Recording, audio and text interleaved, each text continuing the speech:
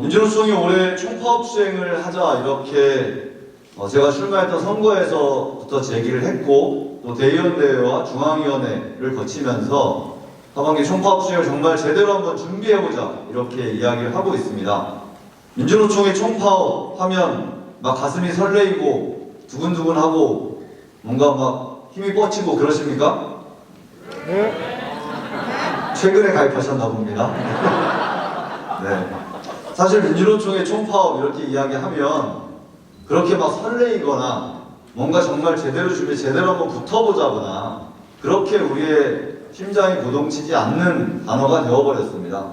그 이유는 그간의 민주노총 총파업이 그닥 위력적이지도 그닥 잘 준비되지도 또 그래서 좋은 결과물을 내지도 못했던 것이 우리의 평가이기 때문이라고 생각합니다. 그만큼 민주노총은 굉장히 여러 차례 총파업을 제기해왔고 준비해왔고 실행해왔습니다. 그리고 지금 2021년 하반기에 또다시 민주노총은 총파업을 하자고 제기하고 있습니다. 많은 분들이 저에게 그렇게 물어보십니다. 이제 위원장 새로 바뀌어서 또 집행부 새로 당선되어서 큰 집회 한번 해보자. 더군다나 내년에 대선도 있고 지방선거도 있으니까 지금 시기에 총파업 투쟁 한번 해보자 이렇게 제기하는 거 아니냐.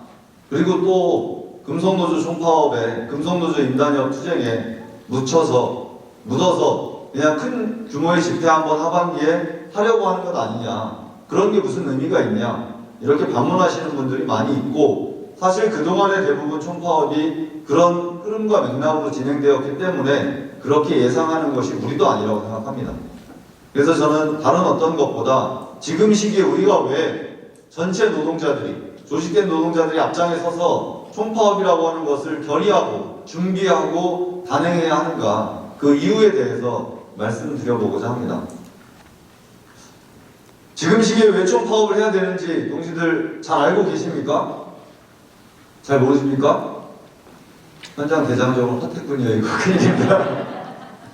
저도 나름 한 달 반을 돌고 우리 경기위원장님들 이렇게 돌고 또 임원분들 서비스 임원분들도 도셨는데 아직도 모르면 큰일입니다. 이거 많은 분들이 지금 시기를 전환기 이렇게 이야기합니다. 다양한 표현들로 이 시기가 전환기라고 하는 것이 드러납니다. 또 이 4차 산업혁명 이런 이야기는 굉장히 많이 들어보셨죠? 네, 플랫폼 노동의 전변화도 많이 들어보셨을 겁니다. 기후위기에 따른 산업구조의 재편이라는 말도 들어보셨을 겁니다. 자본주의의 구조적 위기, 그래서 신자유주의 경제질서가 바뀌는 시점이라는 이야기도 아마 들어보셨을 겁니다. 이런 것이 소위 지금 시기를 전환기라고 규정하는 다양한 이유입니다.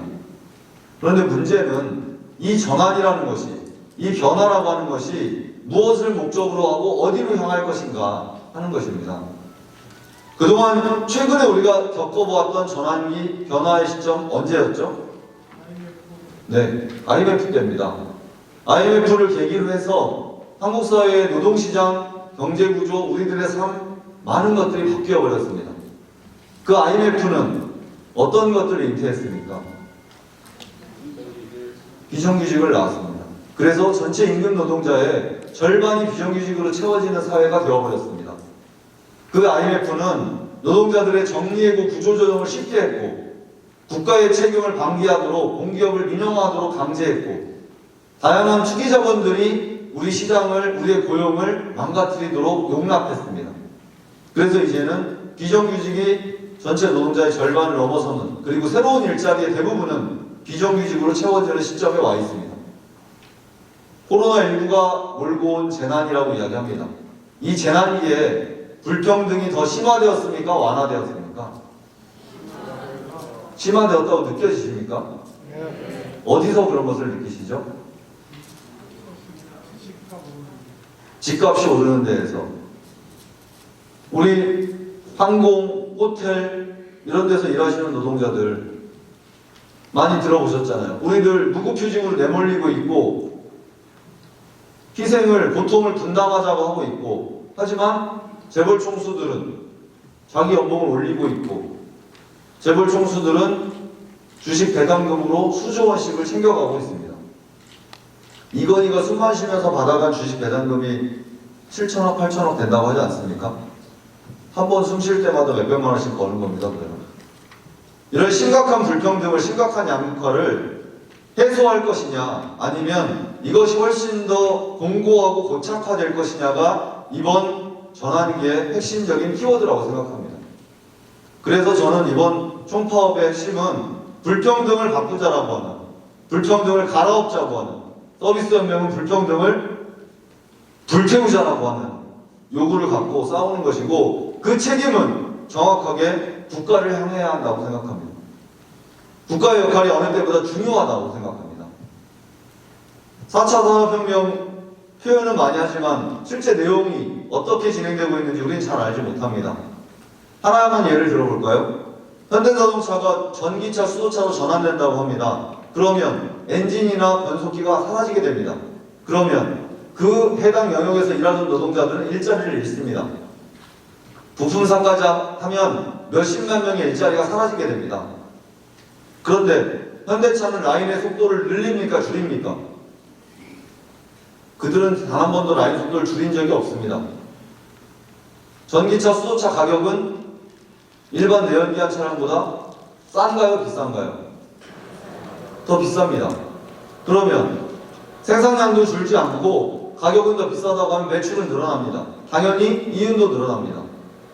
잃는 것은 노동자들의 일자리입니다. 정부는 어떻게 하고 있습니까? 수소차 인프라를, 전기차 인프라를 위해서 수소차 충전소를 만드는데 20조 원을 투자하겠다고 합니다. 우리의 세금으로. 전기차 생산이 활성화되고 나서 가정용 전기차 충전기를 설치하는데 정부가 보조금을 줍니다. 우리한테 도움을 주는 것 같지만 그 수혜는 고스란히 누구에게 갑니까? 현대차 그룹에, 현대기아차 그룹에, 그리고 그들 재벌 총수 일가에게, 주식을 가진 막대한 부자들에게 이유는 집중되게 되어 있습니다. 플랫폼 노동이 전면화되고 있다고 이야기하고, 특히나 서비스연맹은 플랫폼 노동이 직접적으로 이미 구현되고 있지 않습니까? 근데 이 플랫폼 노동의 특징은 뭐죠? 모바일 기기를 이용해서 계약 관계를 맺는 것이 플랫폼 노동이라고 이야기하는데 뭐가 달라질까요? 우리의 입장에서 보면. 그동안 우리는 비정규직 노동자로 일을 하면서 뭘 요구했습니까? 직접 고용을 요구했고 진짜 사장이 나오라고 했습니다. 그렇지 않나요? 더 이상 하청 이사용을 중단하기 위해서 진짜 사장이 나와서 교섭하자, 우리랑 직접 대면하고 이야기하자, 이렇게 요구했습니다. 근데 플랫폼 노동은 누가 사장인지를 찾기 굉장히 어려운 노동입니다. 그동안 특수고용 노동자들이 노동조합할 권리를 보장하라고 싸워왔지만 플랫폼 노동이 전면화되면, 현재 한국 사회는 플랫폼 노동자들 숫자가 170만 명 정도라고 하고 전체 노동자들의 7% 정도를 차지하고 있다고 합니다. 독일 같은 나라는 이미 플랫폼 노동이 약 40%를 산업 전반에 차지하고 있다고 합니다. 플랫폼 노동이 전면화되면 지금은 우리가 느끼고 있는, 알고 있는 플랫폼 노동은 우리 대리운전 동지들이나 배달 동지들이나 이런 정도가 플랫폼 노동이라고 생각을 하고 있는데요. 여기 있는 모든 업종에 플랫폼이 적용된다고 상상을 해보십시오. 얼마나 끔찍한 일입니까? IMF는 전체 임금 노동자의 절반을 비정규직으로 내몰았는데, 이 플랫폼 노동이라는 것은 전체 노동자의 상당 부분을 노동자성이 부정당하는 곳으로 내몰고 있다는 겁니다. 모두가 특수고용 노동자가 되는 세상이 되는 겁니다. 모두가 개인 사업자가 되고 모두가 계약관계로 일을 하지만 노동자성을 부정당하는 그런 상황이 발생할 수 있다는 겁니다. IMF는 외환위기였습니다.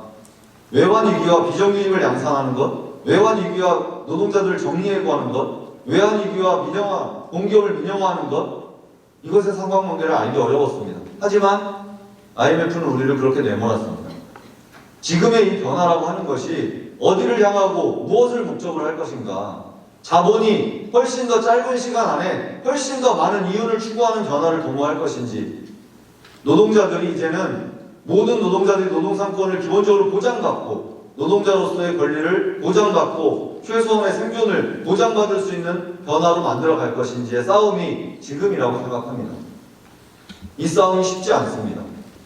그래서 개별 단위사업장의 투쟁으로, 하나의 상별의 투쟁으로 돌파할 수 없는 투쟁이기에 민주노총이라는 이름으로 110만 조합원들이 함께 힘을 모아서 총파업 투쟁이라는 것으로 뚫고 나가자고 하는 것입니다. 민주노총이 앞장서고 전체 노동자들의, 전체 국민들의 지지와 응원을 받으면서 하는 투쟁이어야 이 변화를 만들어낼 수 있기 때문입니다.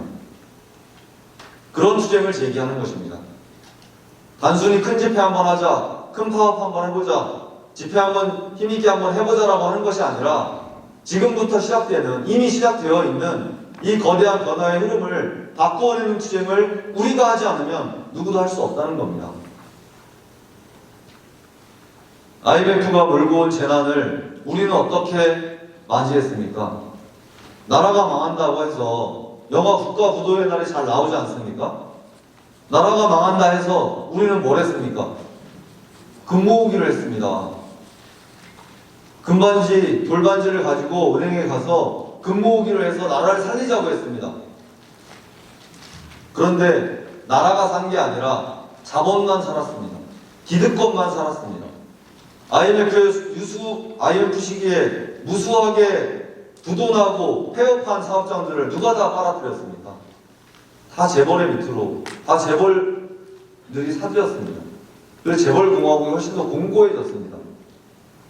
박근혜, 이명박에 대한 사면은 단호하게 노라고 얘기하는데 정부가 이재용에 대한 사면은 만지작거리고 있는 거 아닙니까? 심지어 송영길 민주당 대표는 어제 사면이 아니라 5방도 괜찮다 이런 얘기를 하고 매달리고 있습니다. 이 전환이, 이 변화가 노동자들을 훨씬 더 악랄하고 훨씬 더 끔찍한 상황으로 내몰리도록 놔두어서는 안 된다고 하는 것이 이 세상을 바꾸어내는 총파업이라고 저는 생각합니다. 그래서 이 시기에 총파업 투쟁을 제기하고 정말 준비해서 싸워보자고 하는 겁니다. 또 한 가지 이유는 내년 대선과 지방선거라고 하는 정치 권력 교체기이기 때문입니다. 해년마다 돌아오는, 5년마다 4년마다 돌아오는 선거 일정이어서가 아니라 문재인 정부가 들어선 근거는 촛불혁명이었습니다. 대규모의 촛불혁명으로 불평등 세상을 끝내자라고 하는 국민적 열망으로 세워진 정권입니다. 문재인을 지지했던 지지하지 않았던 2017년 대선에서 문재인에게 투표를 했던 그렇지 않았던 전 국민의 90%가 문재인 정부를 응원했습니다. 지금은 민주당 지지율이 국민의힘에게 뒤집혔습니다. 바뀌었습니다. 촛불이라고 하는 1700만이 거리에 쏟아져 나오고 1700만이 함께 요구했던 양극화를 끝내고 불평등을 끝내고 박근혜 독재를 끝내자라고 요구했던 우리의 절박한 요구가 문재인 정부로 표출되었고, 그래서 문재인 정부는 노동존중 사회를 만들겠다, 소득주도 성장을 하겠다 했습니다. 특히나 공공부문에서부터 비정규직을 없애겠다, ILO 핵심회의학 비준을 통해서 노동자들의 노동조합할 권리를 보장하겠다고 약속했습니다. 거짓이었습니다. 기만이었습니다. 최저임금 1만 원을 시작으로 소득주도 성장을 하겠다고 하는 문재인 정부가 3년 만에 최저임금 1만 원을 포기했습니다. 이제는 소득주도 성장이라는 이야기조차 하지 않고 있습니다. 다시 기업에게, 재벌에게 경제를 맡기고 있습니다. 우리 민중들은, 우리 국민들은 누구에게 희망을 걸고 어떻게 이 사회를 변화시켜야 하겠습니까? 진보정당이 당장 내년에 집권할 수 있는 힘이 있다면 우리는 전적으로 거기에 집중하면 되겠죠. 하지만 안타깝게도 아직 그런 수권의 준비가 부족합니다. 그럼에도 불구하고 진보정당에 대한 민주노총의 지지, 노동자들의 정치 세력화는 정말 절박한 문제이고 힘을 쏟아야 합니다. 하지만 우리 국민들은 어떤 선택을 할까요? 다시 국민의힘에게? 윤석열은 좀 나을까요? 이재명은 좀 나을까요? 그들에게 또 기대하고 또 희망하고 또다시 배신당하고 또다시 실망하는 삶을 우리가 반복해야 하겠습니까? 저는 대통령의 자리에 누가 앉든 노동자 민중의 강력한 힘으로 그들을 강제할 수 있어야 한다고 생각합니다. 우리가 주장하는 의제가 그들의 공약이 되고 우리가 주장하는 요구가 정부의 정책으로 자리매김될 수 있는 힘을 우리가 갖지 못하면 누가 정권을 잡던 누가 대통령의 자리에 앉던 우리의 삶은 달라지지 않을 거라고 생각합니다. 그래서 이 시기 우리는 투쟁을 통해서 돌파해야 합니다. 누가 할 거냐, 어떻게 할 거냐는 문제가 남습니다. 누가 해야 하겠습니까? 서울광장을, 강화문광장을 가득 메우고 거리를 메울 수 있는 사람이 누구입니까? 민주노총밖에 없지 않습니까? 또 있죠. 태극기 부대도 있습니다. 그렇잖아요. 싫긴 해도. 생각해 봅시다. 80년대, 90년대를 경과하면서 거리를 메웠던 사람들이 누구입니까? 대학생들이었습니다.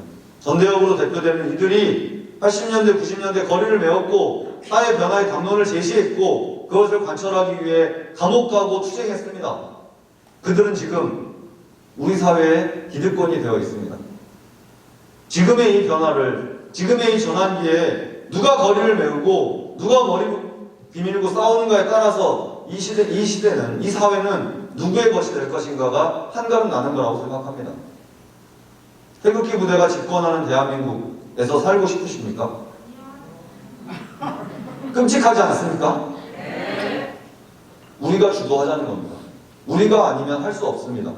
한국 사회에서 110만이 조직되어 있는 민주노총이 아니면 그 역할을 해낼 수 없습니다. 한국 사회를 변화하고자 하는 대한사회의 모습을 우리는 총파업 요구안으로 걸었습니다. 민주노총은 5대 의제 15대 요구안으로 정리해 놓았습니다. 서비스연맹은 서비스연맹 자체 요구를 걸고 있습니다. 이 투쟁을 해보자는 겁니다. 어떻게 하면 될까요? 많은 분들이 총파업 대장정을 하면 물어보십니다. 금속노조를 하기로 했습니까? 서비스연맹은 합니까? 공공운수노조는 합니까? 현대차는 하나요? 이런 이야기를 물어보십니다. 제가 반문합니다.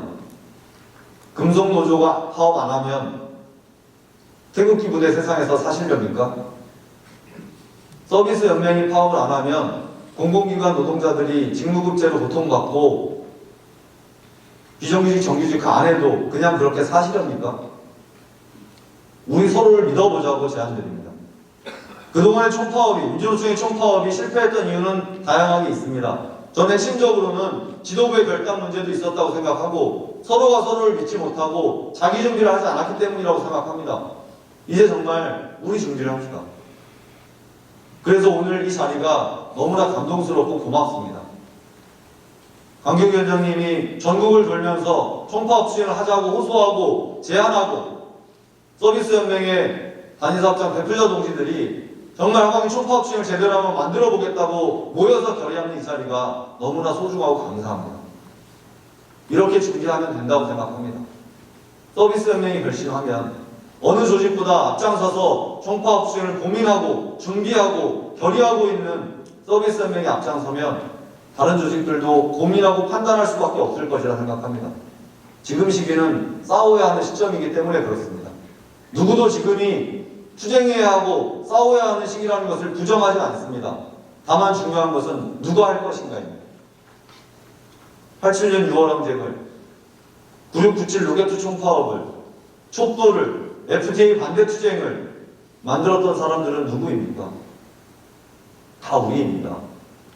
이 사회에서 소외당하고 차별받고 고통받고 더 이상 이렇게 살지 못하겠노라고 머리띠 시큼 묶고 주먹 다 잡아쥐고 거리로 나섰던 우리들이 이 사회를 바꿔왔습니다. 그 변화를, 그 전환을 우리의 것으로 만들어보는 노력을, 그 투쟁을 해보자는 것입니다. 저도 잘 알고 있습니다. 하반기에 파업하러 한다고 해서 이 나라가 이 세상이 갑자기 바뀌어지지 않는다고 생각합니다. 이 투쟁은 그래서 하반기 한번 하고 끝나는 것이 아니라 긴 호흡으로 이 사회를 바꾸는 투쟁으로 계속 밀고 나가야 합니다. 하기에 몇 월 며칠 날 몇 시에 어디로 모이느냐가 중요한 투쟁이 아니라 이 세상을 우리가 정말 바꾸겠다는 결심을 하는 것이 훨씬 더 중요하다고 생각합니다. 간부들의 결심만이 아니라 우리 조합원들이, 110만 조합원들이 한국 사회를 바꿔나가기 위한 투쟁에 함께 나서야, 그들이 주체로 주인으로 서야 이 사회를 바꿀 수 있을 거라고 믿습니다. 동지들께 그 역할을 해주십사 당부드립니다. 민주노총 위원장이 전체 조합원을 다 만나고 전체 조합원을 다 설득할 수 없습니다. 제가 만나고 마음을 나누고 결의를 나누고 함께 결심할 수 있는 사람들은 민주노총의 간부들이라고 생각합니다. 동지들 함께 해봅시다. 그동안에 민주노총이, 우리 노동자들이, 우리 민중들이 차별당하고 고통당하고 억압당하고 착취당했던 이 사회를 이제 한번 바꿔봅시다. 우리의 것으로. 그래서 정부나 기득권에게 노동 존중을 요구하는 것이 아니라 이 사회의 주인이 노동자임을 명확히 선언하고 만들어 갑시다. 그 출발이 저는 민주노총의 하반기 총파업 투쟁이 될 것이라고 생각합니다. 같이 한번 준비해 봅시다. 그리고 민주노총의 총파업이 부족하면 함께 노력하고 함께 준비한 만큼 함께 평가합시다. 거기서부터 한 걸음을 더 뗄 수 있을 것이라고 생각합니다. 제발 이제는 지켜보고 바라보고 평론하는 것에서 벗어나서 내가 주인이 되고 내가 주체가 되어서 한번 준비해 봅시다. 2015년 민중총궐기 투쟁이 힘있게 그리고 의미 있는 투쟁으로 위력적인 투쟁으로 기억되었던 이유는 모두가 함께 준비했기 때문이라고 생각합니다. 그 결과를 예측하고 촛불이 일어날 것으로 예상하고 박근혜가 퇴진할 것을 예견해서 그 투쟁이 위력적이었던 것이 아니라 정말 우리가 온 마음을 바쳐서 모두가 한 마음으로 그 투쟁을 준비하고 임했기 때문에 그 투쟁은 위력적이었을 수 있다고 생각합니다. 하반기 총파업 투쟁 동지들과 그렇게 한번 준비해 보겠습니다. 민주노총 위원장으로서 정말 지도부의 결심이, 지도부의 결단이 부족하고 지도부가 좌고우면에서 총파업 투쟁을 말아먹었다는 평가는 듣지 않을 수 있도록 하겠습니다. 단호한 의지로 제대로 한번 준비해 보겠습니다. 이 자리에서 동지들에게 약속드리는 것처럼 나머지 15개 산별연맹을 찾아다니면서 호소하고 요구하고 함께 결의를 이끌어내겠습니다. 그렇게 하반기 총파업 투쟁 한번 만들어 봅시다. 그렇게 노동자들이 주인공이 되는 세상을 함께 만들어 봅시다. 거대한 물결을 막아내야 우리의 투쟁도 우리의 생존도 가능한 건 아니겠습니까? 그런 민주노총의 투쟁 동지들과 함께 조직하고 만들어내겠습니다. 동지들 같이 준비해 주시겠습니까? 네! 고맙습니다.